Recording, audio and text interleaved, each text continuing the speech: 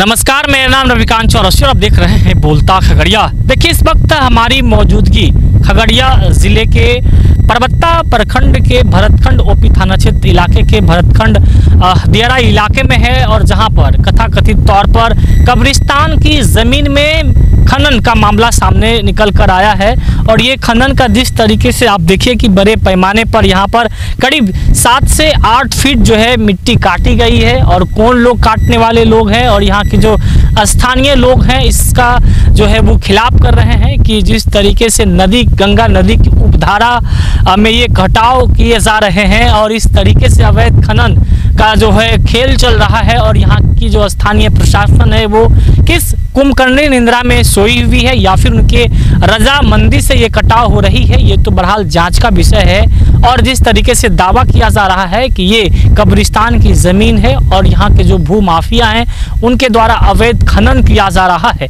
वहीं आपको बता दें कि सरकार की गाइडलाइन की भी अगर हम बात करें, अगर किसी व्यक्ति का निजी ज़मीन भी है तो फिर क्या वो 30 जून के बाद वो कटाई कर सकता है मिट्टी का? ये नहीं कर सकता है, जो एक गाइडलाइन है। इसके अलावा अगर हम बात करें तो जो गंगा नदी जस्ट बाजू में है, एक ज़माना हुआ करता था इस इलाके में, यहाँ के लोग रहते थे भरतखंड के। और उसके बाद जब गंगा नदी की कटाव के जद आते आते ये लोग यहाँ से बाजू में ही पलायन कर गए और विस्थापित हो गए। यहाँ के स्थानीय लोगों से हम जानेंगे कि आखिरकार क्या मामला है, क्या परेशानी क्या है, क्यों आप लोगों को ऐसा लगता है कि ये कब्रिस्तान की ज़मीन है और लोग अवैध खनन कर रहे हैं। की ज़मीन है ही ये। हम लोग का 1968 ईस्वी में यहाँ कटा हुआ था। हम लोग का पूर्वज यही था, हम लोग का पूर्वज इसी कब्रिस्तान में दफन है। तो यहाँ जब कटा हुआ था हम लोग को सरकार ज़मीन अनुदान में दी है, जो भरतखंड गाँव बसा हुआ है। ये हम लोग का ज़मीन था जो कि 7 बीघा 18 कट्ठा का ज़मीन है। हम लोग के पास रसीद कबाला सब अप टू डेट है। और इस पे 2002 ईस्वी में तजिया जलाने का काम किया था, जो कि भरतखंड थाना में ही केस दर्ज है। 2003 में कब्र पे ट्रैक्टर चलाने का काम किया गया था दबंगों द्वारा, जो कि भरतखंड थाना में ही मामला दर्ज है। और आज देखिए ये भरतखंड थाना की लापरवाही और मिलीभगत के कारण 20 रुपया टेलर के हिसाब से लेने के कारण, और उसके बाद एवज में मिट्टी भी भरवाया थाना में, और ये कब्रिस्तान की ज़मीन को दबंगों के साथ मिलकर कटवा दिया गया। आप करें कि थाने की मिलीभगत से दबंगों के द्वारा ये अवैध खनन हो गया? जी, थानों की एकदम 100% मिलीभगत हुई है। थाना के प्रभारी के कहने के लिए गए कि ये हमारे कब्रिस्तान की ज़मीन काट रही है, तो वो हमको डांट फटकार करके भगाते हैं और हमारे ऊपर आज दबाव बनाते हैं कि आवेदन लगा दिया है, ये इसको दारू दे के या थिरनेट दे के पकड़ो, इसको जेल भेजो। कौन कह रहा है ये थाना प्रभारी का कहना है। आशुतोष कुमार थाना प्रभारी हैं भरतखंड। तो ये जो मिट्टी इतने बड़े पैमाने पर जो काटी गई है, कोई एक दिन में रातों रात तो नहीं काटी गई होगी।